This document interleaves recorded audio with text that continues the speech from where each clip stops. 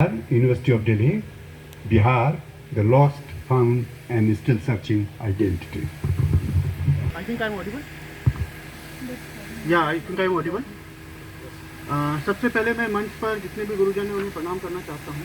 I would also like to thank to Pradeep sir and all organizing team to organize such a wonderful program in which we can really express our view and really connect with the people on real issues. So again, my topic, if you see, it's related to identity. We are the lost, found and still searching identity. सबसे पहली बात मैं अपना limitation आपके सामने रख देना चाहता हूँ कि I am not an expert on Bihar, but this topic is very close to me. मैं बताऊंगा क्यों, इसके पीछे कारण है. और एक जो सबसे पहले वक्ता थे उन्होंने भी आइडेंटिटी को लेके काफ़ी अच्छा सवाल खड़ा किया, और मुझे इस पर एक फिलॉसफी बुक में पढ़ रहा था, उसमें एक बहुत अच्छा आर्गुमेंट था that even if you disown philosophy, even if you say that it is of no use, that itself becomes a philosophical argument. अगर आप फिलोसफी को डिसोन भी कर देंगे तो वो भी एक फिलोसफिकली आर्गुमेंट बन जाएगा.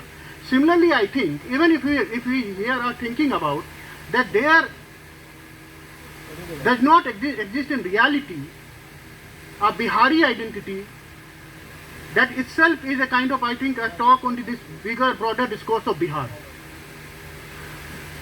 आइडेंटिटी का सवाल बहुत जटिल है. सबसे पहली बात मैं ये कहना चाहूँगा कि जब हम आइडेंटिटी की बात करते हैं या इस तरह की बात करते हैं, आइडेंटिटी बहुत सारे फैक्टर से बनता है, लेकिन पहला चीज़ जो हमारे दिमाग में आता है वो है language. I think all of you will be honest to yourself that the first thing that comes is I am this speaker, but no, identity is also depends upon socio economic, historical trajectory, geography और बहुत सारे factors हैं. तो बिना इन factors के ऊपर discuss किए हुए आइडेंटिटी का कोई निष्कर्ष नहीं निकल सकता है. मैं कुछ बेसिकली मैं इस पेपर में कुछ, क्यों ये टॉपिक बहुत इंपॉर्टेंट है मेरे लिए, मैं कुछ कहानियाँ और उसके बाद मैं एक कॉन्क्रीट आर्गुमेंट जो मैं देना चाहता हूँ उस पर आऊँगा. दो तीन इंपॉर्टेंट पॉइंट्स हाईलाइट करना चाहूँगा. 2000 ईस्वी में जब झारखंड और बिहार अलग हो गया, उस समय मैं एक स्कूली छात्र था बोकारो स्टील सिटी में. बोकारो अपनी शिक्षा के लिए जाना जाता था, आज भी है.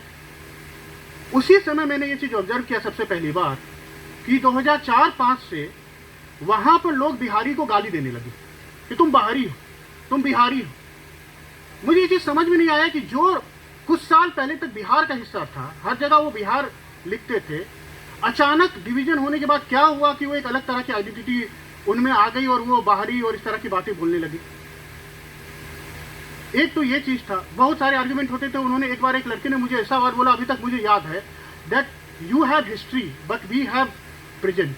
आपके पास आपका इतिहास है लेकिन हमारे पास वर्तमान है. And this is due to the reason that Jharkhand was a resource rich state which has a prospective future, while Bihar only had a big history, जो हम उस समय तक समझते थे. दूसरा, मैं ये भी काफ़ी कंफ्यूज होता था because Bokaro is a kind of a cosmopolitan kind of city in which Bengalis are also there, Uriyas are also there.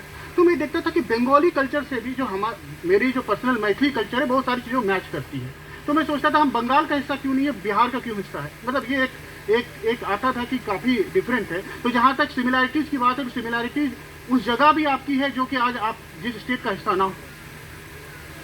तो फिर ये आइडेंटिटी का प्रॉब्लम बहुत ही पेचीदा हो जाता है. और हम जब भी इन सब चीज़ों की बात करते हैं तो ये कितना जटिल है. मैं आपको बस एक क्लासरूम में जैसे हम एक सवाल पूछते हैं, what is culture.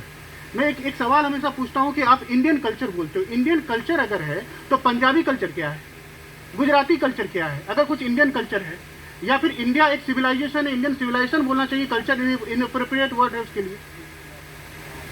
One of the main important thing है कि this word culture itself is very hard to define. ये बहुत ही जटिल शब्द है. और आइडेंटिटी का जो कॉन्सेप्ट है वो ना तो ट्रांस हिस्टोरिकल है और ना ही वो ट्रांस कल्चरल है. अगर वो ट्रांस कल्चरल, ट्रांस हिस्टोरिकल नहीं है, इसका मतलब वो नेचुरल नहीं है. और क्योंकि वो नेचुरल नहीं है तो आप आइडेंटिटी के सवाल को जब भी रिव्यू करोगे, एक आइडेंटिटी नहीं तो दूसरी कोई आइडेंटिटी सही, तो भी वो अनसॉल्व भी होगा क्योंकि वो नेचुरल नहीं है. It is something made by human agency and it will always have some or other kind of controversy. मैं एक दो चीज़ हाईलाइट करना चाहता हूँ. मुझे पता नहीं, मतलब क्या पता अभी मुझे इसका उत्तर मिल जाए. आज बहुत ही एग्रेसिवली हम देखते हैं कि मिथिला स्टेट की डिमांड हो रही है। क्या सेम डिमांड जब doctor Jagannath Mishra chief minister थे या विनोदानंद झा चीफ मिनिस्टर थे तब भी हो रही थी? मतलब हमें ये चीज सोचना चाहिए कि हम अभी डिमांड कर रहे हैं, लेकिन क्या उस समय भी इस तरह की डिमांड थी? दूसरा सवाल ये है, हम तो डिमांड कर रहे हैं, लेकिन क्या मगध और जो भोजपुरी स्पीकिंग क्षेत्र है वो उसका भी क्या यही डिमांड है? और नहीं है तो क्यों नहीं है? वो यूनाइटेड बिहार में क्यों रहना चाहता है, हम अलग क्यों होना चाहते हैं? एक और भी पॉइंट है, क्या मिथिला बना फॉर इंस्टेंस एक आइडेंटिटी के बेसिस पर आप लैंग्वेज के बेसिस मिथिला बना देंगे तो प्रॉब्लम सॉल्व हो जाएगा? मुझे मैं आपको 2 लेवल पर ये बताता हूँ क्या है, क्योंकि ये मेरा पर्सनल एक्सपीरियंस है। The people who speak Angika आज अपने आप को ज़्यादातर एसोसिएट नहीं करते हैं। कोई यस मैन हो जो हर चीज़ में आपका हाँ बोला हो तो बोल देगा, वरना अगर आप बहुत ही उस तरह से इंडिपेंडेंटली पूछोगे तो कोई नहीं, ना बजिका वाले ना अंगिका वाले एक्सेप्ट करेंगे। दूसरा कि मैं बहुत हैरान हूँ कि सीतामढ़ी में one of my friend who belong to some different section of the society to which I belong, वो कहता है कि हम नहीं मानेंगे कभी मिथिला की identity because it's a Brahmanic kind of notion जो कि आप करना चाह रहे हो। तो आपके अंदर में भी, जातियों के अंदर में भी अलग अलग परसेप्शन है आइडेंटिटी का। भाषा में भी कई डायलेक्ट जो है उसका कोई स्टॉपिंग पॉइंट नहीं है। तो मैं ये कहता हूं कि आइडेंटिटी का सवाल सबसे पहली बात सिर्फ और सिर्फ भाषा तक सीमित नहीं होनी चाहिए। इसमें आपको सोशियो इकोनॉमिक डायमेंशन जो है, इसमें आपका जो जोग्राफिकल डायमेंशन बिल्कुल आइडेंटिटी में। This area of northern Bihar is geographically very different from southern Bihar. We are rice eating people, हमारे यहाँ मखाना होता है, वहाँ नहीं होता है, बहुत सारी चीजें, बहुत सारे फैक्टर्स हैं। But we cannot restrict it only to the language, and we must see this question with more seriousness. Thank you.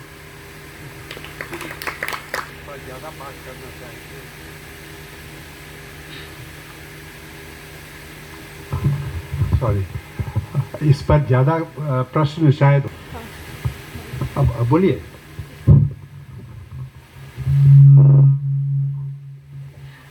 बिल्कुल सही का। मेरा घर भागलपुर है। विदिन भागलपुर में गंगा के दक्षिण में ननिहाल है और उत्तर में ददियाल है। तो वहाँ भी ये हायरार्की है विदिन अ डिस्ट्रिक्ट। और एक कॉमन फ्रेज है गंगा कात मत बेंग बसे छे, मतलब भाषा थोड़ी कटु है। और ये जो लिंग्विस्टिक सुपीरियॉरिटी है या पंचकोशी वाला ठाम पर के छी, ये चीज़ तो लगातार भागलपुर वालों को बोला ही जाता है, तो हम क्यों एक्सेप्ट करें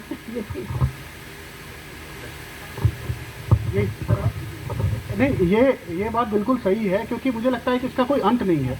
मतलब जैसे अगर मुझे कोई ये पूछे कि what could be possible solution, मुझे लगता है कि that a kind of greater autonomy for cultural development could be given two reasons. But और इसके साथ देखिए, ये बिहार जो आज आइडेंटिटी है ये बहुत ही ज़्यादा पॉलिटिकल आइडेंटिटी है ना। ये एक ऊपर से एक काम, अब झारखंड ही है तो वो भी लिंग्विस्टिक बेसिस पर नहीं है।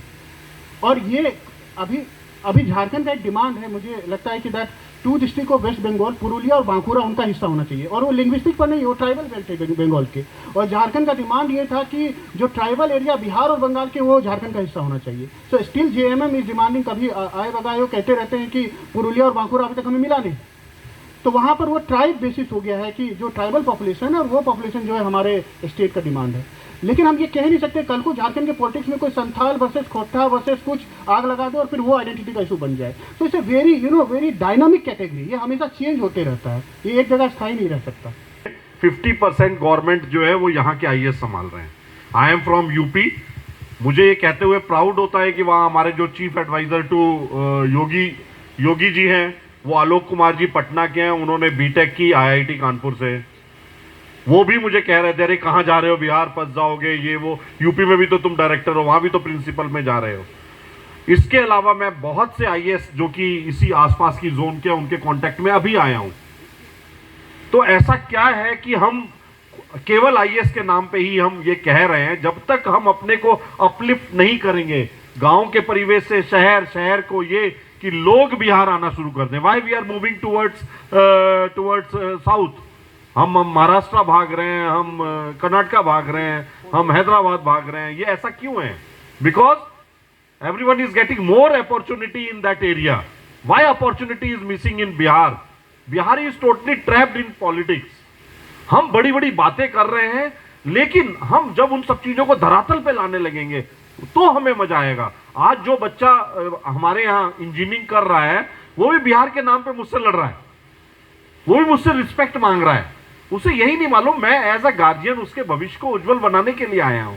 तो मेरा यही सबमिशन है, बिहारी वर्ड को या दूसरा हमें क्या कह रहा है इस पे हम डिस्कशन करना ही बंद कर दें। हम इसको माइंड करेंगे तो हमें हमारा ध्यान उधर जाएगा। हम सिंपल फोकस्ड हो जाएं, how we can uplift ourselves and our society. सबसे पहले मैं अपने अपलिफ्टमेंट की बात करूंगा, फिर मैं अपने परिवार की बात करूंगा, फिर मैं अपने मोहल्ले की बात करूंगा, फिर मैं अपनी सोसाइटी की बात करूंगा, फिर भारतीयता की बात करूंगा, फिर बिहार की बात करूंगा, फिर मैं देश पे जाऊंगा। अगर एक कंजर्वेटिव अप्रोच लेके ही हम आगे बढ़ने की कोशिश करें तो I think we can bring change. Bihar में सब कुछ है, यहीं के बिहार के लोग बाहर जा रहे हैं, दे आर वेरी सक्सेसफुल। अगर वो यहां ट्रैप हो जा रहे हैं, I have two kind of faculty members, one who has already served in other states and another kind of faculty who has already served in Bihar. यहीं से पढ़े, यहीं जॉब कर रहे हैं। दोनों की मानसिकता में जमीन आसमान का अंतर है। वो ब्रॉड माइंडेड ही नहीं है, वो कंजर्वेटिव है। वाई? वो कहते हैं यूपी से कहां से आ गया। तो हमें थोड़ा सा इससे बाहर आना है। हमें जिससे ज्ञान प्राप्त हो रहा है, चाहे कोई यूपी से, वाई वाई वाई एक चीज बताइए ना, जितने आईएएस जाके दूसरी स्टेट संभाल रहे हैं उनको क्यों नहीं भगाया जा रहा। महाराष्ट्र में भी तो बिहार के आईएएस हैं, जज हैं सर, एम आई राइट? तो मेरे कहने का सेंस ये है कि हमें अपने को कैपेबल बनाना है। छोटी छोटी बातों में ट्रैप होना ही नहीं है। हम जहां सक्षम हो जाएंगे सब आएंगे, यार बिहार का ये व्यक्ति बेस्ट है। तो हमें अपने को डिजर्विंग बनाना है। कैसे बनाना है उसके लिए हम कुछ भी करें। बिहार इज द बेस्ट, ये मैं बता सकता हूं। पॉलिसी बहुत अच्छी है यहाँ, उसका इंप्लीमेंटेशन और वो सब है। माइंडसेट पे काम करना पड़ेगा। माइंडसेट पे काम करके हम मेजर चेंज ला सकते हैं। That's all from my side, thank you.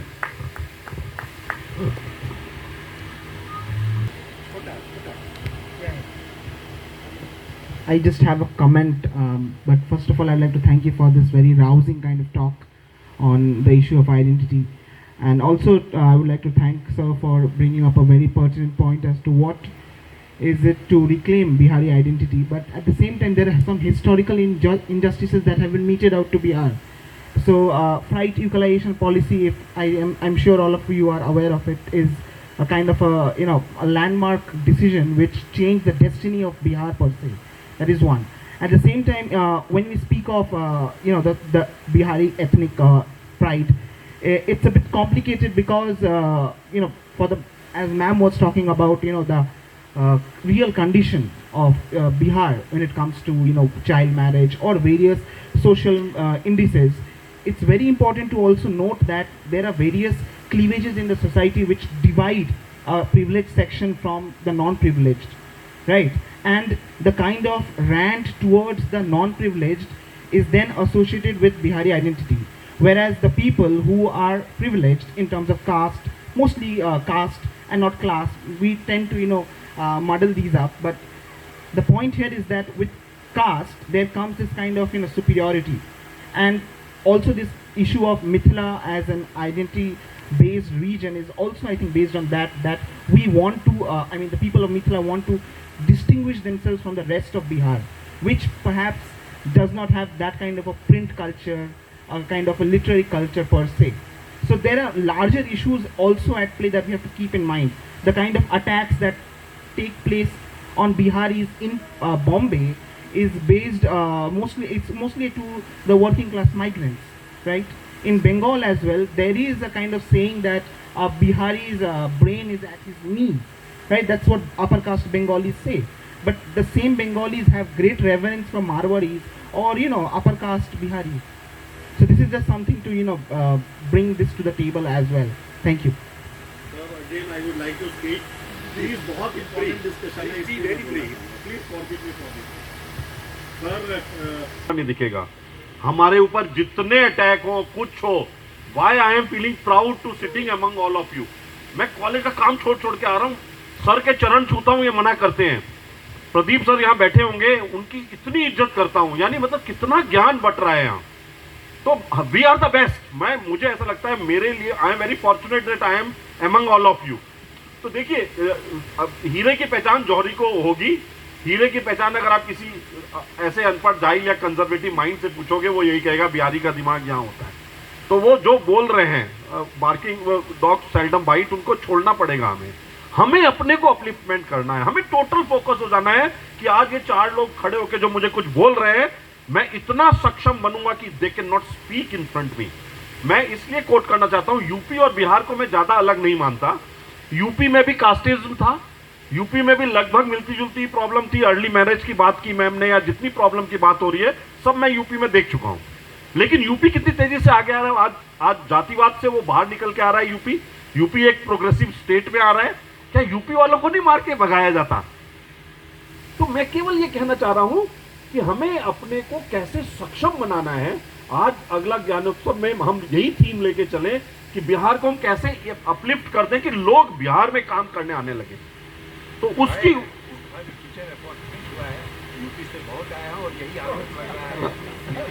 हाँ, ये आक्रोश भी हो रहा है। मतलब even I am facing this problem. मेरे बच्चों का यही कहना था, ये कहते हैं बिहारी 3rd क्लास होते हैं। उन्होंने मुझे हटाने के लिए एक नया स्लोगन निकाला है, थैंक्स गॉड। की मतलब सेक्रेटरी सर ने कहा, मैंने सुना है आपने ये बोला, मैं मान ही नहीं सकता। लेकिन मेरे पास एसएसपी और आईजी डीआईजी आके बैठे थे मेरे रूम में। वो कह रहे हैं, सर आपने ये कैसे बोल दिया बिहारी 3rd क्लास होते हैं? तो मैंने कहा, I am not culprit, you are sitting here to support me. आप इंक्वायरी करिए, अगर मैंने कुछ गलत बोला है please hang me, don't behave that I am culprit. मैंने डांट दिया सर। चक्कर ये है कि ये रेजिस्टेंस, मैं यूपी से आया हूं, मुझे भी फेस करना पड़ रहा है। तो ये है, लेकिन we have to work accordingly. एक पेपर पर इतना जजमेंट देंगे तो बाकी लोग क्या? अरे sorry sir, thank you, thanks all. मैं आप biodiversity in shaping culture, a case study of Mithila.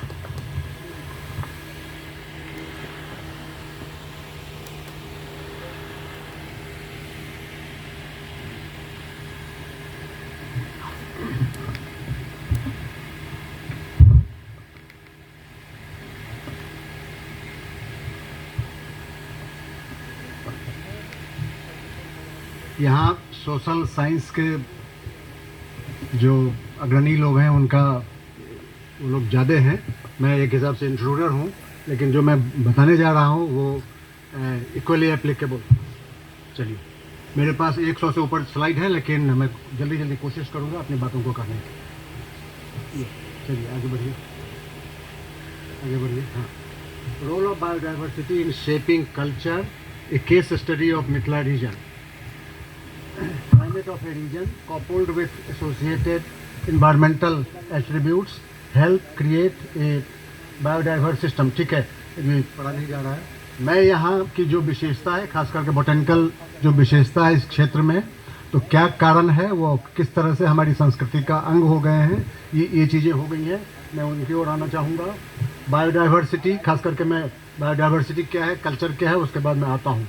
Biodiversity is all the different things, different kinds of life one finds in an area, the variety of animals, plants, fungi and even microorganisms like bacteria that make up our natural world.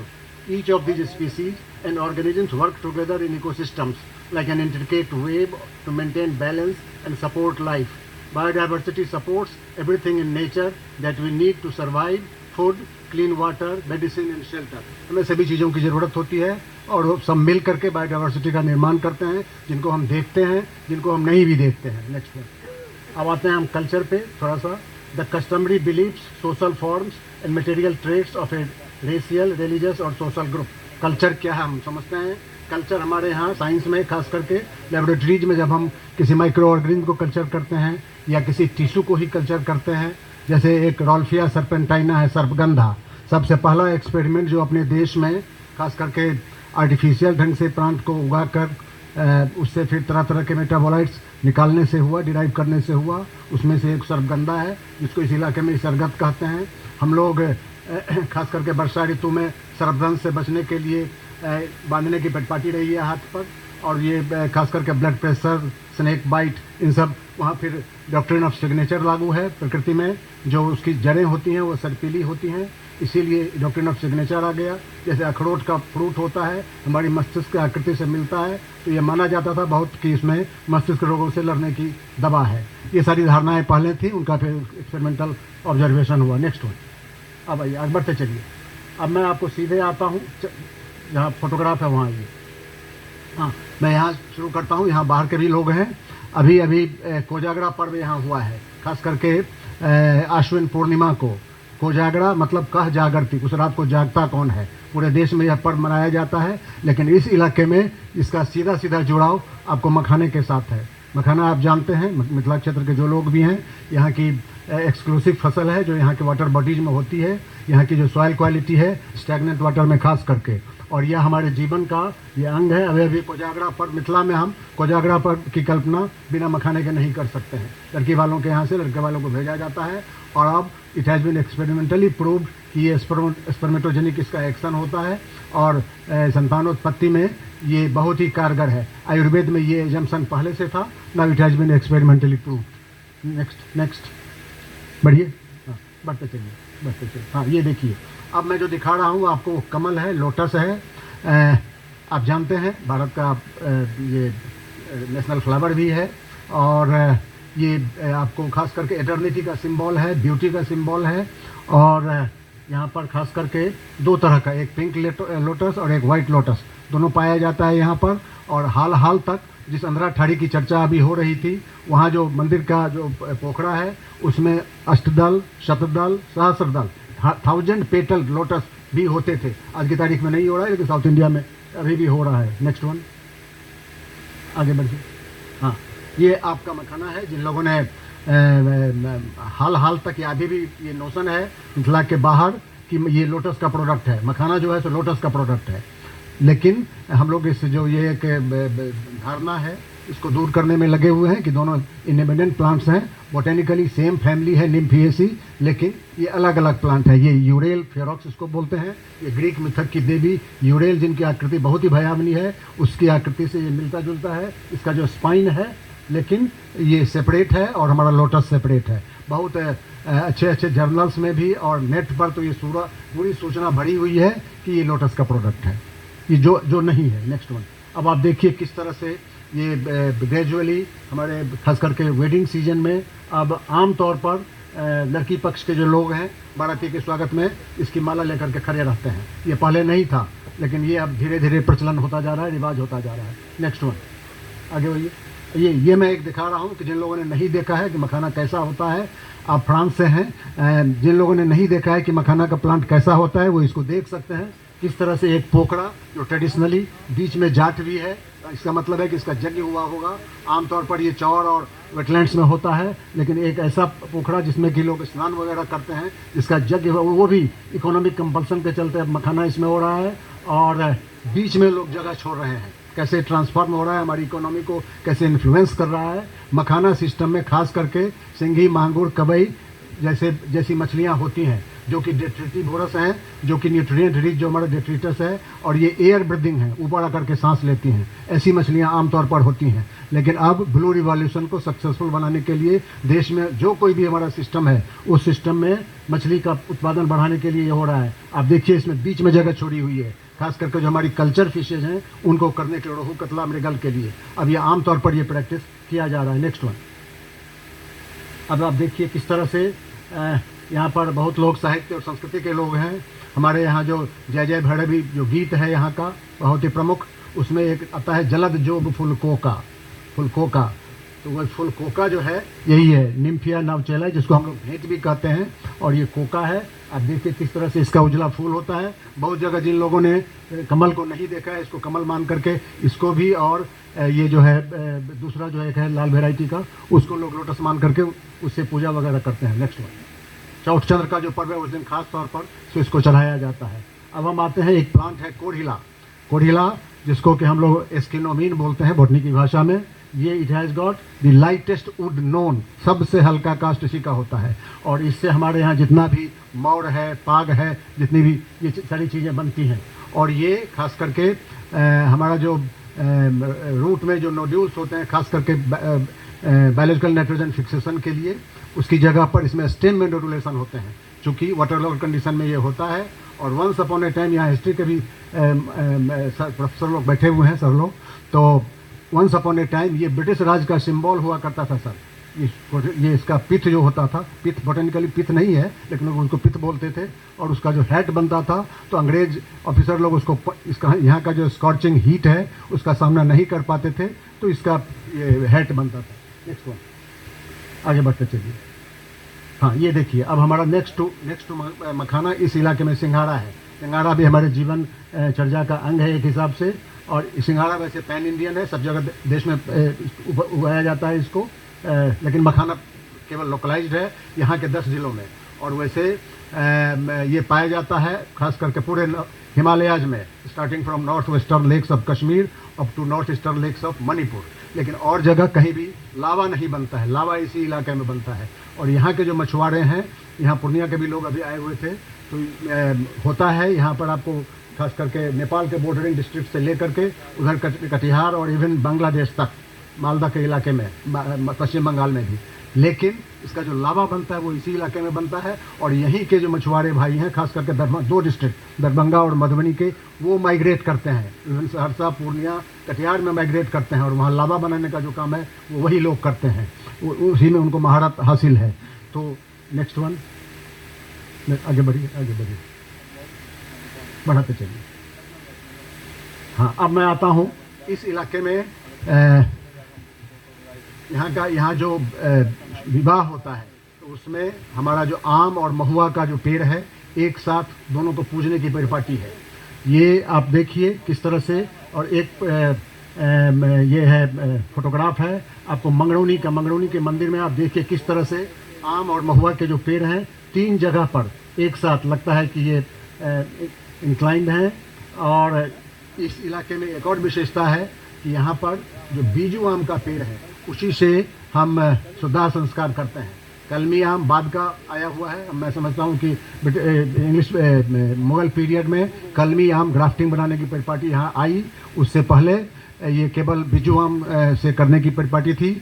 और आज भी जो दाह संस्कार होता है उसमें बीजू आम की लकड़ी को प्राथमिकता दी जाती है। नेक्स्ट वन, बस बढ़ते चलिए। हमारे यहाँ पेंटिंग में, मिथिला पेंटिंग में अब तो केवल सिंथेटिक कलर्स का प्रयोग हो रहा है, लेकिन लंबी चौड़ी लिस्ट है, हमने किया था सर्वे कि कितने तरह के प्लांट्स उसमें यूज़ होते थे, अब थे कहना पड़ता है। नेक्स्ट वन, अब आप देखिए, अभी जो रोल्फिया सर्पेंटाइना ईसरगत या सर्पगंधा जिसको हम बोलते हैं, यहाँ खास महत्व है। और इसकी जड़ें कैसे सर्पिल होती हैं, सर्पिलाकार होती हैं, और किस तरह से वो डॉक्ट्रिन ऑफ सिग्नेचर जो बना हुआ है इसको लेकर के। नेक्स्ट वन, आगे बढ़िए। मैं सर करता हूँ, जल्दी ख़त्म करता हूँ।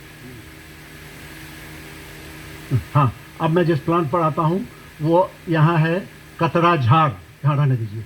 कतरा झाड़, जिसको हम लोग अंग्रेजी में वेटिवर कहते हैं, वैसे इसको खस भी कहा जाता है, संस्कृत में ऊशीर कहा जाता है। इस प्लांट का भी मिथिला की संस्कृति में बहुत ही अधिक महत्व है। और ख़ास करके आप देखिए किस तरह से इससे बहुत ही सुंदर जो झाड़ू बनाई जाती है। और उसके बाद सबसे इम्पोर्टेंट बात यह है, आज भी मिथिला के ग्रामीण क्षेत्रों में जहाँ पशुपालन है वहाँ विधिवत इसकी पूजा होती है। 6 महीने का जो हमारा रवि शनि पर्व होता है, आपको खास करके अगहन के महीने से लेकर के बैसाख के महीने तक, तो उसमें जिस दिन इसको टेका जाता है और जिस दिन इसको सौंपा जाता है, उस दिन विधिवत इस मतलब झाड़, जिसको झाड़ बोलते हैं, खस, उसकी पूजा होती है। आप नीचे देख सकते हैं किस तरह से ग्रामीण महिलाएं आपको मिट्टी के ढेर और गाय के गोबर के साथ इसकी पूजा करती हैं, मनता के लिए उसमें अपना गांठे वगैरह बांधती हैं। और मैं समझता हूं कि प्रकृति संरक्षण का इससे पुराना कोई पर्व नहीं है, आज की तारीख में भी नहीं है, भूमि संरक्षण का।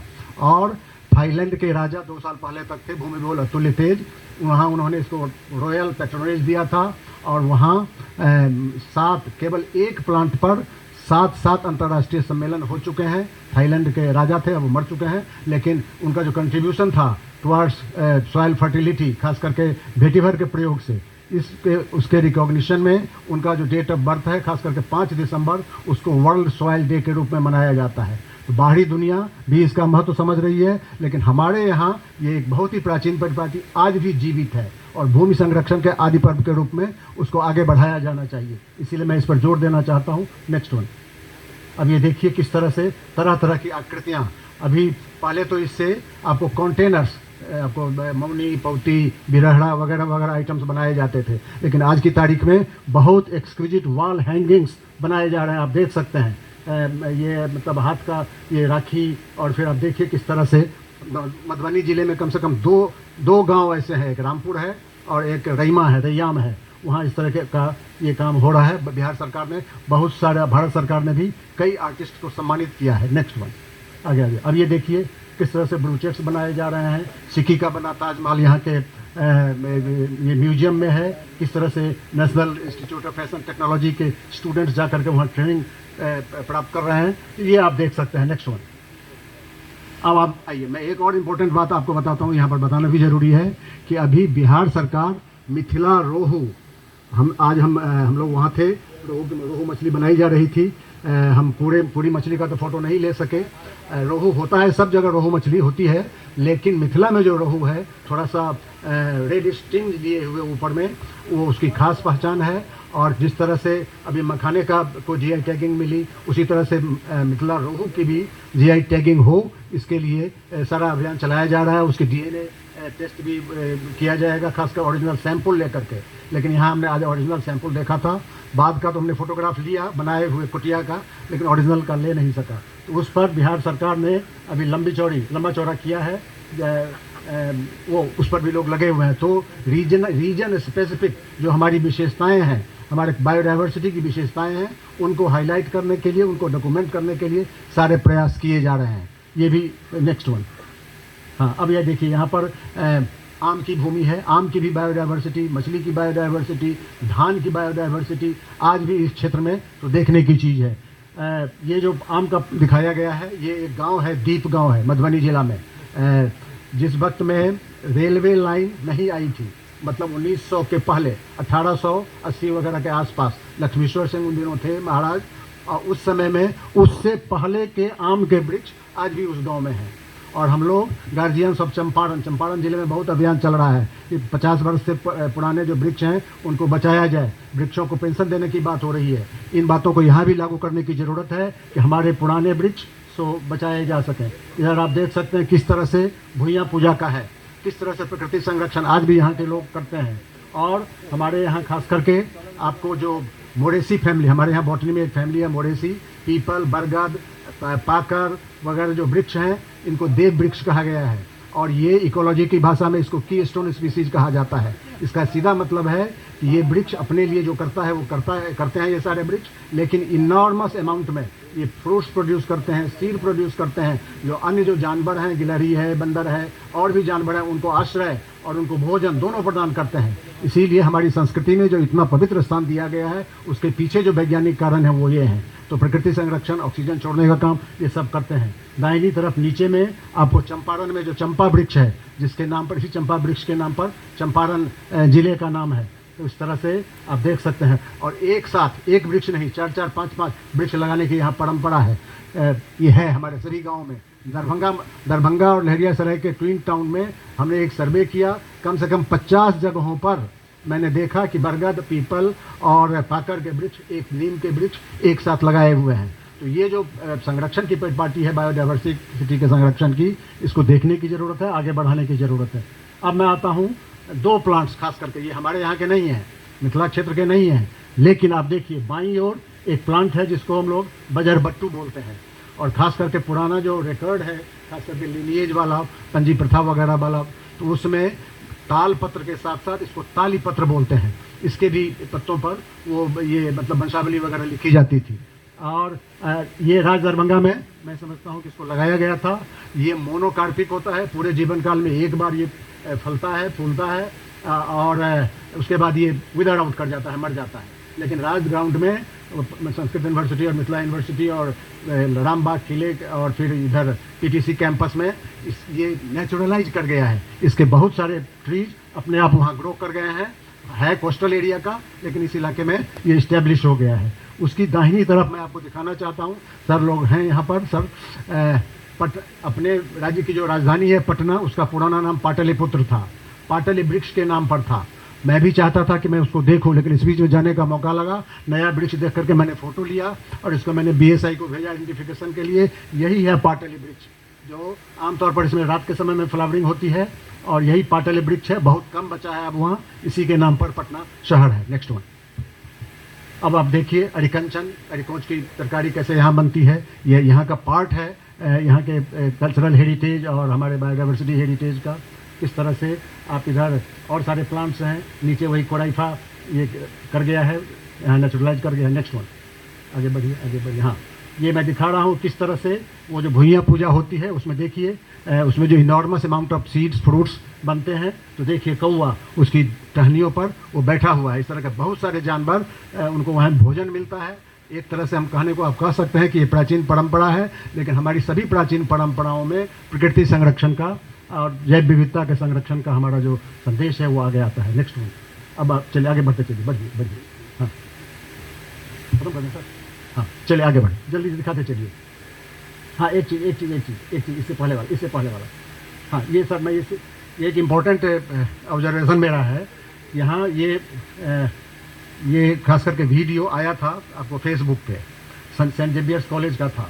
खास करके कर्मा जब पर्व वहाँ हो रहा था तो मैंने देखा इसमें। अब देखिए जिस कतरा झाड़ की मैंने चर्चा की है, यहाँ आदिवासियों के कमर पर आप सब देख सकते हैं ये बंधा हुआ है।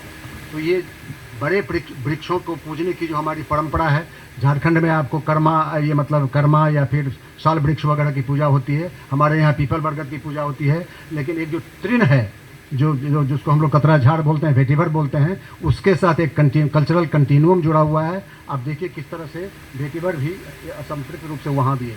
नेक्स्ट वन दिखाते चलिए, बढ़िए। देखिए किस तरह से बहुत सारे वृक्ष एक साथ लगाए हुए हैं। हाँ बढ़िया।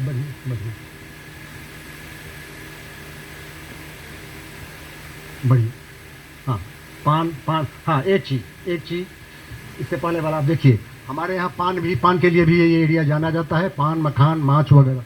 यहाँ आप देखिए, यहाँ के जितने भी बड़ेजा हैं, पान की बाड़ी जिसको बोलते हैं, बड़ेजा बोलते हैं, वहाँ आप इनवेरिएबली देखेंगे पान के बड़ेजा में इसके साथ लगा हुआ जिम्मर का पेड़ है।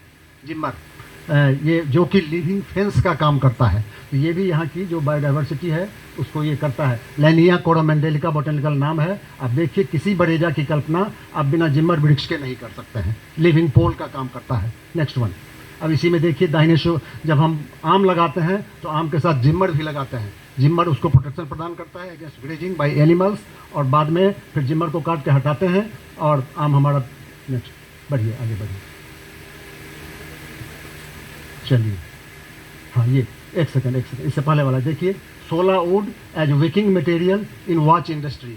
यहाँ के जो वेटलैंड्स में जो हमारा सोला वुड जिसको कोठिला बोलते हैं, आप देखिए किस तरह से हाल तक मैं समझता हूँ कि अभी भी घड़ी साज के यहाँ आप जाइए, घड़ी के पार्ट्स को वो पूरा निकालते हैं, फिर क्लीन करते हैं केमिकल से, और फिर रीअसेंबल करते हैं, और वो काम वो कोठिला वुड पर करते हैं। ये आज भी हो रहा है। Next one. अब ये देखिए यही हैट है जो ब्रिटिश रूल को यहाँ सिग्निफाई करता था। नेक्स्ट। चलिए इसके बाद मैं अपनी बातें यहाँ समाप्त करूँगा ये कहने के लिए, हाँ हमारे यहाँ ये चितौर का फूल है।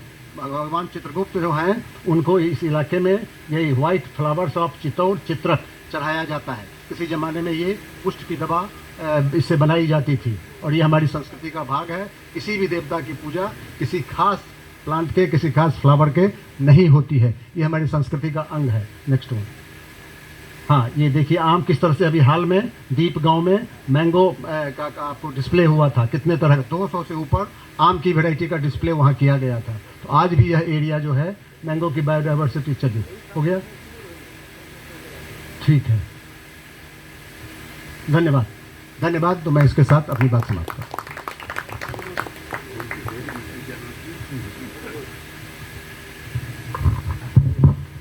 Now there are two papers left. One is Sanjeev Kumar Chaudhary, Dr. Sanjeev Kumar Chaudhary, tracing the history of the village